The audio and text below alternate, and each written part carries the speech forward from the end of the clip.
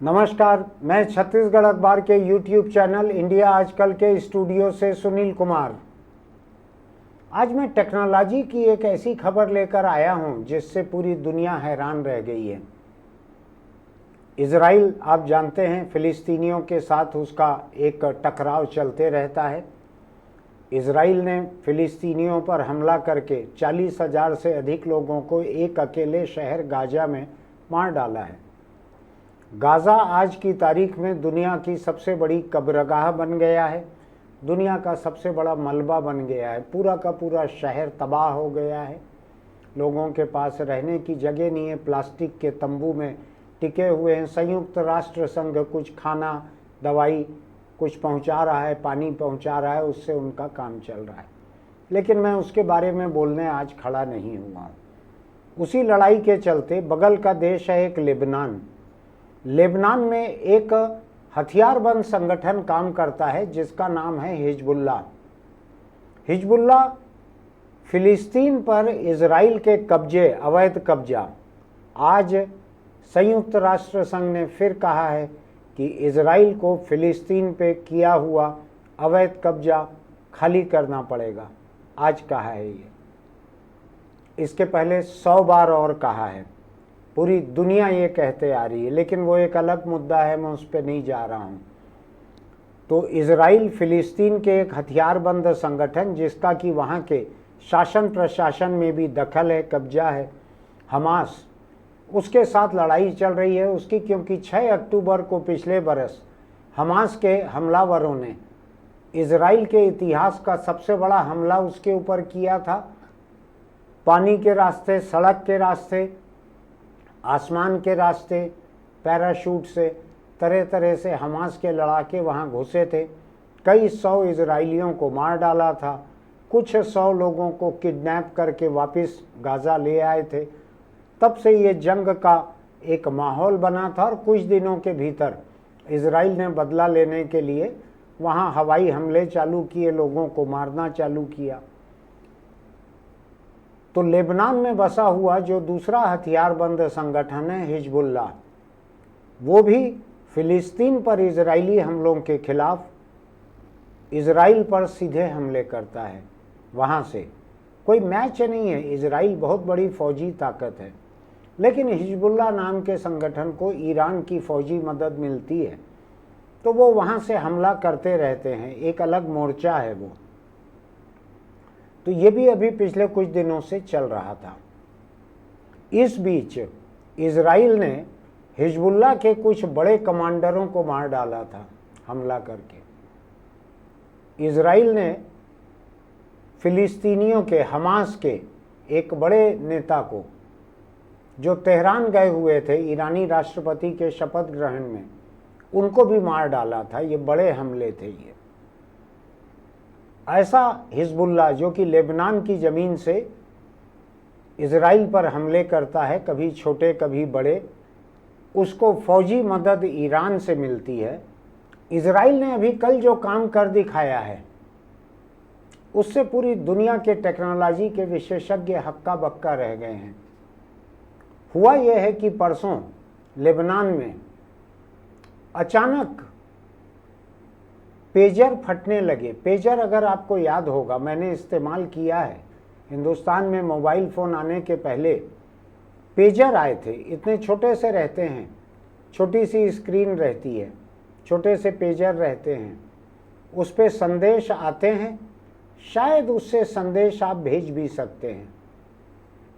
मेरे पास जो पेजर था उसमें संदेश केवल आता था, और किसी के पेजर नंबर पर अगर संदेश भेजना रहता था तो मुझको टेलीफोन इस्तेमाल करके उसकी बटनों से संदेश टाइप करना पड़ता था और वो किसी के पेजर पर मैं भेज सकता था।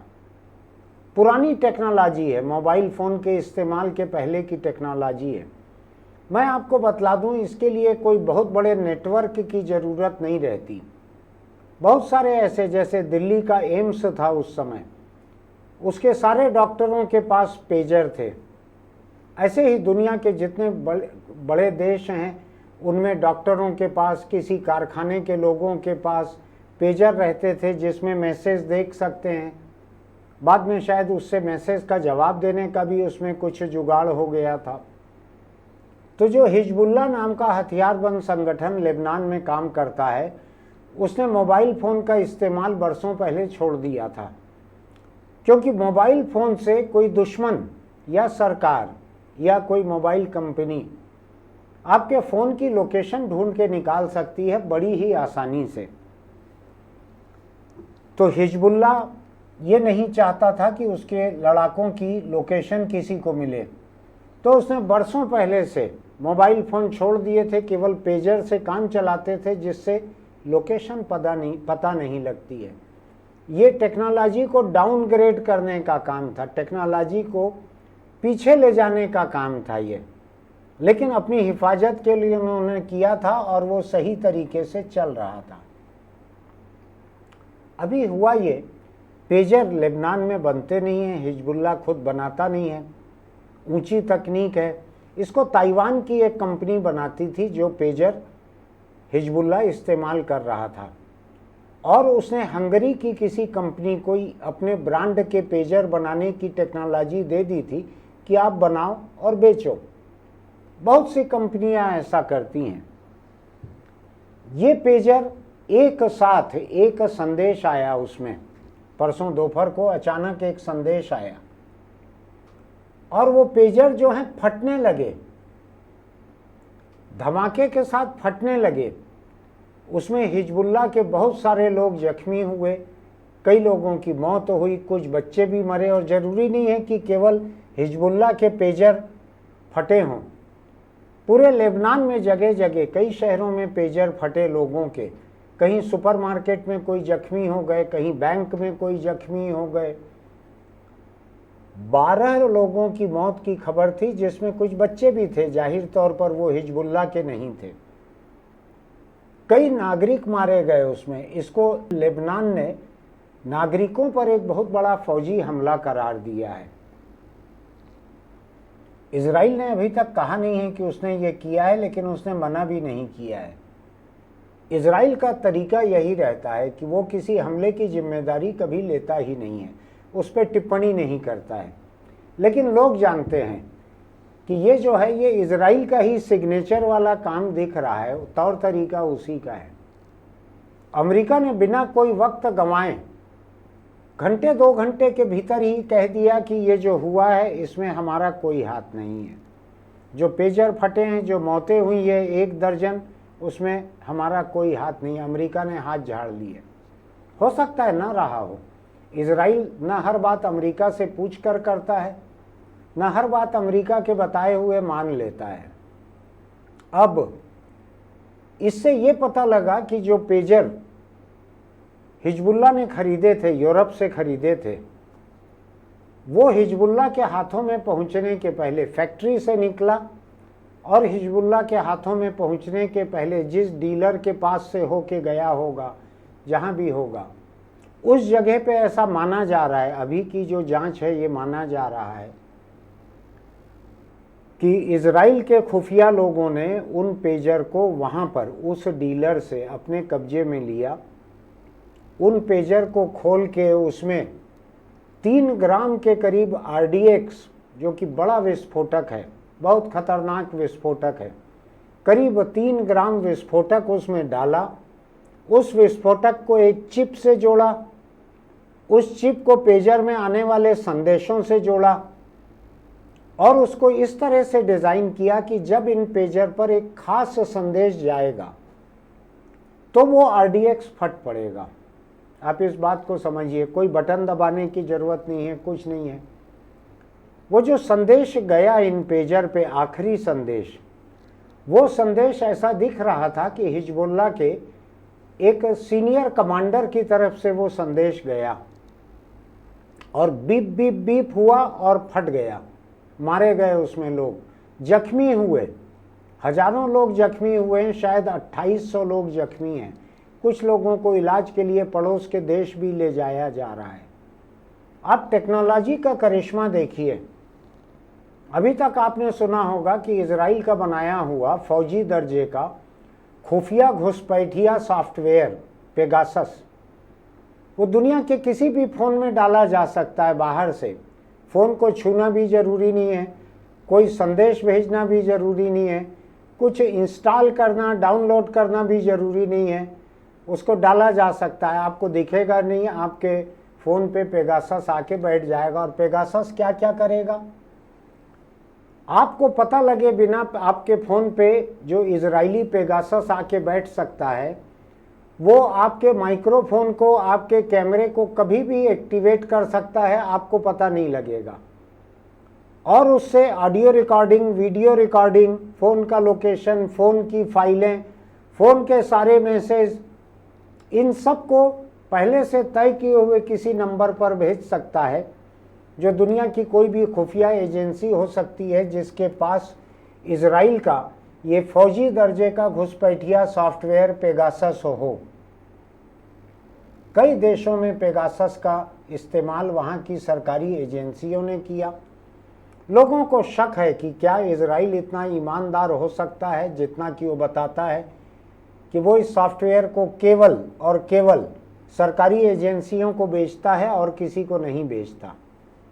जो भी हो, हिंदुस्तान के सुप्रीम कोर्ट में जब ये मामला चला था पेगासस का, तो भारत सरकार ने अदालत को राष्ट्रीय सुरक्षा नियमों का हवाला देते हुए कोई भी हलफनामा देने से मना कर दिया था कि हम ये नहीं कहेंगे, कोई टिप्पणी नहीं करेंगे कि हमने पेगासस खरीदा था या नहीं खरीदा था।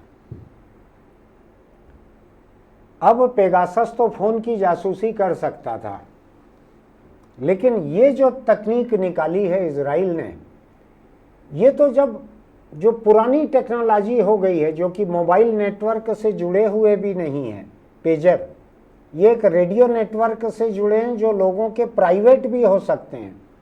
जैसे मैं इस बिल्डिंग में 200 लोगों को पेजर देकर अपना खुद का एक नेटवर्क बना सकता हूँ, उससे काम करेगा इस नेटवर्क एरिया में।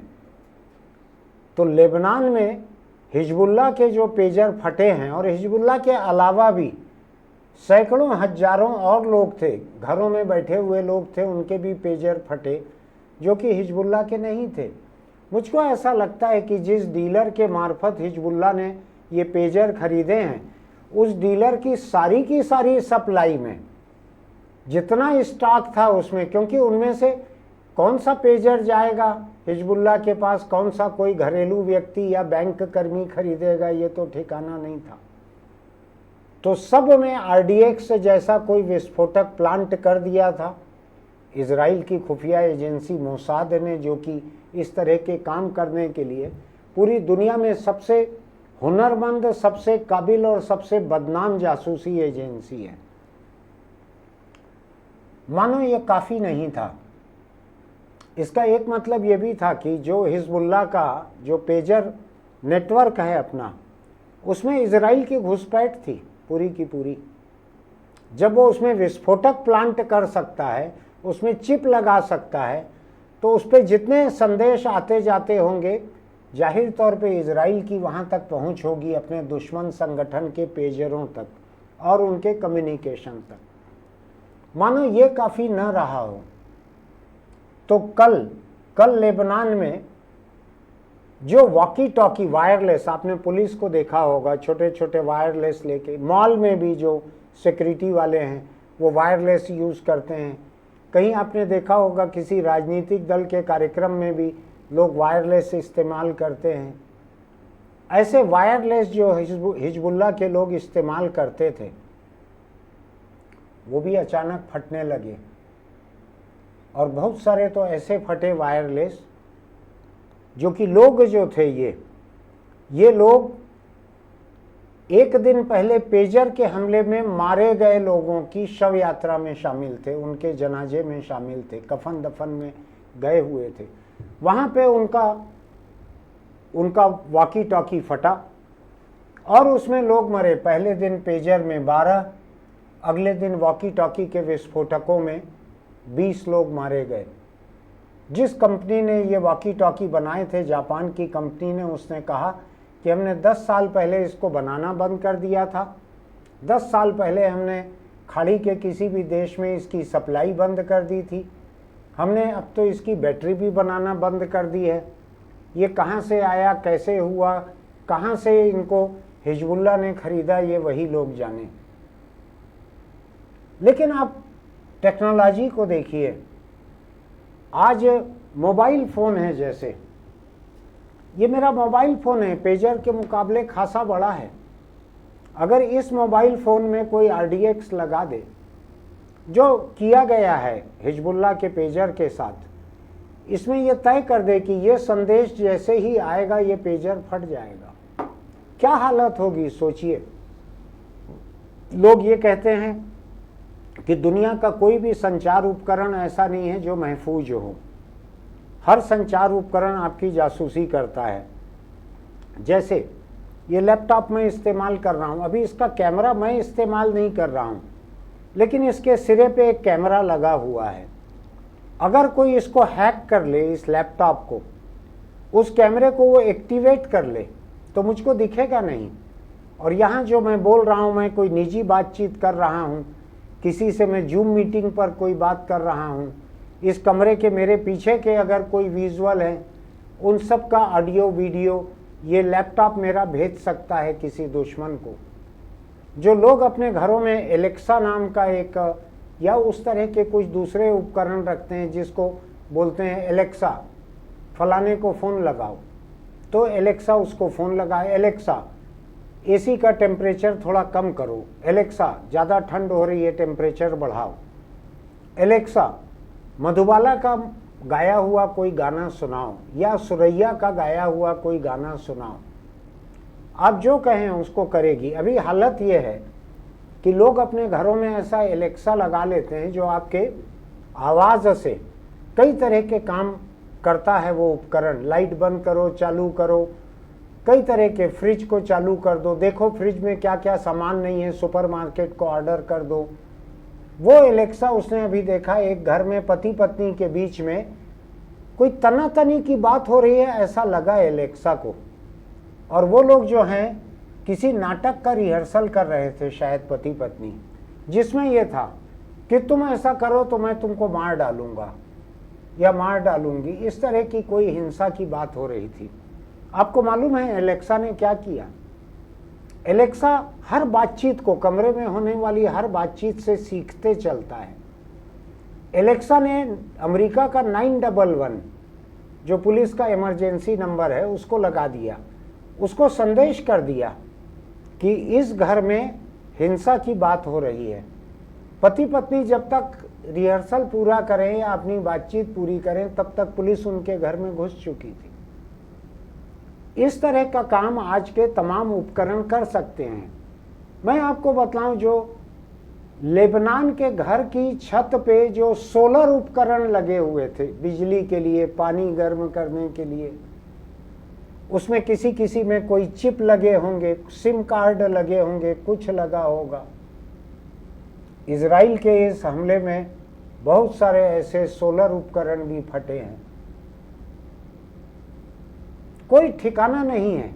अगर दुश्मन बहुत काबिल है तो टेक्नोलॉजी है, इस टेक्नोलॉजी से आपको घर बैठे वो कैसे मार सकते हैं। आपके घर पर स्मार्ट टीवी अगर है तो उसमें कैमरा लगा हुआ है, आप उससे वीडियो कॉन्फ्रेंस कर सकते हैं।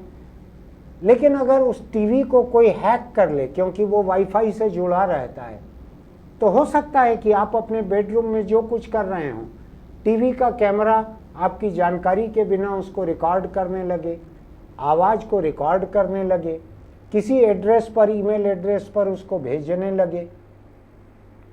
सब कुछ हो सकता है। जब इतने छोटे से पेजर में RDX जैसा खतरनाक विस्फोटक डाला जा सकता है, उसको किसी चिप के मार्फत इससे जोड़ा जा सकता है कि जब कभी इस पे ये संदेश आए तो ये फटे। तो क्या नहीं हो सकता। हमारे आपके टेलीफोन पर आ सकता है कि ये संदेश आए, दिखेगा भी नहीं संदेश, ये संदेश आए तो उसके बाद ये इसका कैमरा माइक्रोफोन काम करने लगे और वाईफाई से, आजकल अधिकांश चीज़ें वाईफाई से जुड़ी रहती है। ये मेरा फिटनेस बैंड तक वाईफाई से जुड़ा हुआ है। तो ये जो है भेजने लगे चीज़ों को बाहर। तो मैं अभी हिंदुस्तान जो है उसको कोई हिजबुल्लाह, हमास, इजराइल इस किस्म का कोई खतरा नहीं है। लेकिन टेक्नोलॉजी का खतरा है। आप टेक्नोलॉजी पे अंधाधुंध भरोसा मत कीजिए। मैंने तो अपने बहुत जानकार दुनिया घूमे हुए ऐसे लोगों को देखा है जो अपने लैपटॉप का यहाँ कैमरे का जो लेंस है सामने इतना सा सुई के नोक जैसा दिखता है, उसके ऊपर टेप लगा के रखते हैं, खुला नहीं रखते। चेक कर लेते हैं माइक्रोफोन बंद है कि नहीं, बीच बीच में चेक कर लेते हैं। कुछ लोग मोबाइल फ़ोन पे ऐसी कई सावधानियां बरतते हैं, मैं बताना नहीं चाहता, लेकिन मैं आपको एक दिलचस्प बात बता सकता हूँ। बड़ी दिलचस्प बात है। ये मौतें अच्छी नहीं हैं। ये 32 मौतें हो गई है 2 दिन में लेबनान में। कई बेकसूर हैं, बच्चे भी हैं। लेकिन इजराइल ने वहाँ के पेजर, वहाँ के वॉकी टॉकी, इनमें विस्फोटक प्लांट कर दिए थे। प्रोग्राम डाल दिया था कि इनको कैसे फोड़ना है, इनको विस्फोट कैसे करना है। अब मैं आपको एक बात बतलाता हूँ। मुझको भी अगर कोई मोबाइल फ़ोन ला कर देते हैं, गिफ्ट करते हैं, कम करते हैं लेकिन हुआ है 1-2 बार, तो मुझको बड़ा अच्छा लगता है। सील बंद मोबाइल फ़ोन रहता है, दुकान का बिल भी रहता है, रख लेता हूँ मैं। लेकिन मैंने जब दुनिया में स्पाईवेयर के बारे में पढ़ना चालू किया कि खुफिया जासूसी करने के लिए मोबाइल पर, इंटरनेट पर, आपके ईमेल बॉक्स में किस किस तरह के स्पाईवेयर डाले जा सकते हैं, निगरानी रखने वाले जासूसी प्रोग्राम, एप्लीकेशन डाले जा सकते हैं, तो मुझको एक चीज़ याद आई। मैं अधिक नहीं बतलाऊंगा, लेकिन अभी से कुछ साल पहले एक किसी ताकतवर व्यक्ति ने बहुत सारे लोगों को मोबाइल फ़ोन बांटे। मोबाइल फ़ोन गिफ्ट मिला तो लोगों को अच्छा लगा, महंगे मोबाइल फ़ोन थे, अच्छा लगा, सील बंद भी थे, वारंटी कार्ड भी साथ में था, पूरे पुख्ता बंद मोबाइल फ़ोन थे। मुझको बाद में पता लगा कि उन मोबाइल फ़ोन में एक स्पाईवेयर डाल दिया गया था पहले, और फिर उसको इस तरह से सेट कर दिया गया था कि कभी उनको खोला ही नहीं गया है ऐसा दिखे। स्पाईवेयर डाल दिया गया। उसके बाद उसका इस्तेमाल करने वाले, मुझको बड़ी खुशी होगी, मुझको 1-2 लाख का कोई मोबाइल फ़ोन ला के देंगे। कोई आया है जिसके लिए लोग किडनी वगैरह बेचने तैयारी कर रहे हैं अभी, तो मुझको कोई ला के दे, मुझको तो अच्छा लगेगा। लेकिन ऐसे किसी भी मुफ्त के तोहफे के साथ ये खतरा है, याद रखिएगा। आपको कोई दीवार घड़ी भी ला के दे तो हो सकता है उसकी बैटरी से भीतर एक ऐसा माइक्रोफोन चल रहा हो जो आपको दिखेगा नहीं, और जो आपकी बातों को कहीं और भेज रहा होगा। ऐसा टीवी भी हो सकता है जो आपको कोई गिफ्ट करे, ऐसा कुछ भी हो सकता है। ऐसा ये एक बेल मेटल का बना हुआ हाथी यहाँ रखा है हमारे टेबल पे, हो सकता है इसके भीतर भी कुछ फिट कर दिया गया हो। किसी भी जगह फिट किया जा सकता है। तो आप एक चीज़ ध्यान रखिएगा कि दान की बछिया है उसके दांत क्यों गिने जाएं, इस तरह की कहावत पे भरोसा मत करना। आपको जो चीज़ मुफ्त में मिले, अगर आप जरा भी महत्वपूर्ण हैं, अगर आप किसी के लिए जरा भी खतरा हैं, अगर आपको लोग नापसंद करते हैं, तो हो सकता है कि ऐसा कोई सामान आपके कमरे में, आपके पास, आपकी गाड़ी में, आपकी सीट पर, आपकी कुर्सी के नीचे, टेबल के नीचे कहीं फिट कर दिया जाए जो बाहर खबर करता रहे। जब भी आपको लगे कि आप बहुत सुरक्षित हैं, तो इजराइल को याद रखिएगा। ऐसे देश के रहते दुनिया में कोई सुरक्षित नहीं है। बस मैं आपको केवल टेक्नोलॉजी के खतरों को गिनाने के लिए यहाँ आया हूँ। हम में से कोई भी 5-10 किस्म के उपकरणों का इस्तेमाल किए बिना दिन ख़त्म नहीं करते हैं। हमको सबको सावधान रहने की ज़रूरत है। हो सकता है इजराइल की हमारे में दिलचस्पी न हो, हमारे देश की किसी सरकार की, किसी खुफिया एजेंसी की, किसी कंपनी की भी दिलचस्पी हो। आज मान लीजिए मेरे कामकाज से किसी अरबों खरबों की कमाई वाली कंपनी को कोई नुकसान पहुंचता है, वो कंपनी भी किसी के हाथों मुझको एक लैपटॉप गिफ्ट कर सकती है, एक मोबाइल फ़ोन गिफ्ट कर सकती है, एक फिटनेस बैंड गिफ्ट कर सकती है।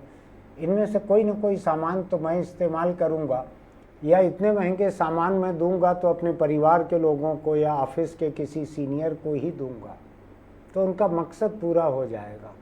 आप ध्यान रखिएगा इस बात को। अगर आप किसी को किसी सर्विस सेंटर पर अपना कोई सामान सुधरने देते हैं, उस पर भी ध्यान रखिएगा, बहुत प्रचार मत कीजिएगा उसका। वहाँ भी ऐसा कुछ किया जा सकता है जासूसी का। मैं विस्फोटक की बात नहीं कह रहा हूँ, अभी हिंदुस्तान में शायद ऐसी ज़रूरत नहीं है, लेकिन मैं जासूसी की बात ज़रूर कर रहा हूँ। जिस छोटे छोटे उपकरण में जानलेवा विस्फोटक फिट किए जा सकते हैं, वहाँ कुछ भी किया जा सकता है। और ये तो वो चौकन्ने हथियारबंद संगठन हिजबुल्लाह जैसे, वो धोखा खा गए, थोक में धोखा खा गए। अपने ही पेजर को खोलकर, वॉकी टॉकी को खोलकर देखते तो उनके बम विशेषज्ञ जो हैं वो शायद निकाल लेते कि ये तो छेड़छाड़ किया हुआ है। ये नहीं किया उन्होंने, अपने पर आत्मविश्वास अधिक था।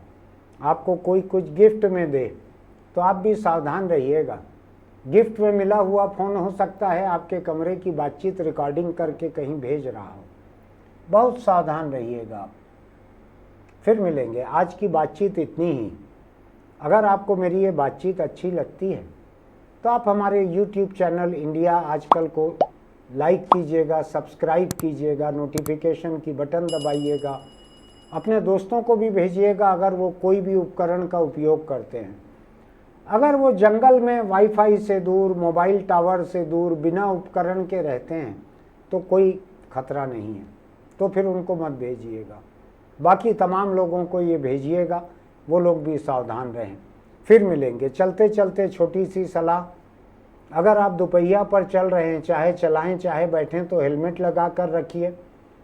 किसी भी एक्सीडेंट के नौबत आने पर हेलमेट ही आपकी जान बचाता है, वरना हम रोज़ देखते हैं हमारे पास 1, 2, 4 लोगों के मरने की खबरें आती ही हैं हमारे आसपास से। हेलमेट लगा कर रखिए, आपकी जान वही बचा सकता है। वो सिर पे बोझ नहीं है, वो आपके सिर की हिफाजत करता है। फिर मिलेंगे।